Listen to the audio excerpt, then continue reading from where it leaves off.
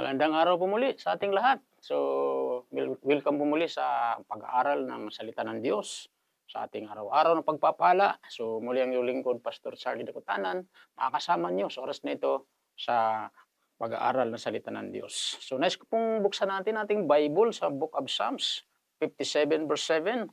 So, sabi rito, "My heart speaks, O God. My heart speaks. I will sing and give praise." Tagalog, ang aking puso ay matatag, O Diyos. Ang aking puso ay matatag. Ako'y aawit o ako'y aawit ng mga papuri. Purihin ng Diyos. So, nice kong i-share sa oras na ito is about my heart speaks on God. Kagaya po ng binanggit dito ni Haring David, yung ating pinaka-keyword dito.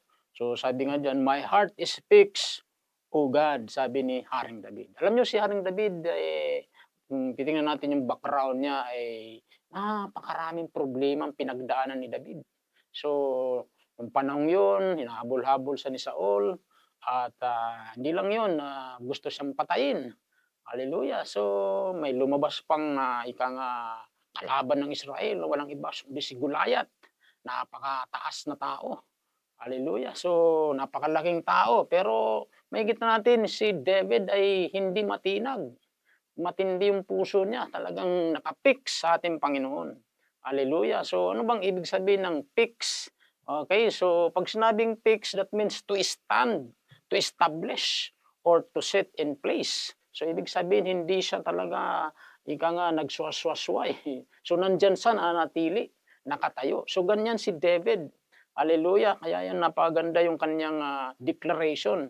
So, my heart speaks on God. Amen. Hallelujah. So, ang mundo natin ngayon, sabi ko nga nung nag-share ako ng mga nakaraan, puno ng crisis. Amen. So, napakahalaga ng puso natin ay lagi nakapik sa Panginoon, matatag. So, ang tanong, paano ba magiging matatag ang ating puso at lagi nakapik sa Panginoon? So, magbibigay po sa inyo ng mga ilang mga puntos. Okay. So, unang-una, para maging matatag yung ating puso sa Panginoon, laging nakapix. First is trust in God's love. Amen? So pagtiwalaan natin ang pag-ibig ng Diyos. So tayong lahat talagang napakabuti ng Diyos. Mahal na mahal niya tayo. Kabisado na po natin yung John 3:16. For God so loved the world, He gave His only begotten Son, whosoever believeth in Him should not perish but have eternal life. So mahal na mahal tayo ng Diyos. So pagtitiwala sa pag-ibig ng Diyos, napakahalaga. So, amen. So our hearts become fixed or steadfast when we understand God's love for us. Hallelujah. So ang ating puso yung nagiging matatag kapag naunawaan natin ang pag-ibig ng Diyos sa atin. So take note, His love is eternal and faithful. So ang pag-ibig niya ng Diyos ay walang hanggan at tapat. Amen.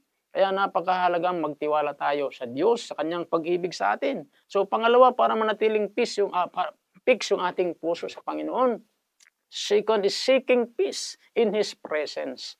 Hallelujah. So paghanap ng kapayapaan sa kanyang presensya. So having a fixed or steadfast heart comes from conversing with God and being in His presence. Amen. So it is in His presence we have find peace. So dito natin matatagpuan ang tunay na kapayapaan sa presensya ng Diyos. Bakit? Si Jesus, He's a Prince of Peace. Isaiah 9 verse 6. Amen. Hallelujah. At siya din po yung giver ng perfect peace. Siya din po nagbibigay ng tunay na kapayapaan, perfectong kapayapaan, John 14 verse 26. Kaya yan po mga kapatid, napakahalaga po yung dalawa na yan para manatiling fix yung ating puso sa Panginoon. Magtiwala tayo na mahal tayo ng Diyos. Hanapin natin ang, hallelujah, ang presensya ng Diyos. Okay?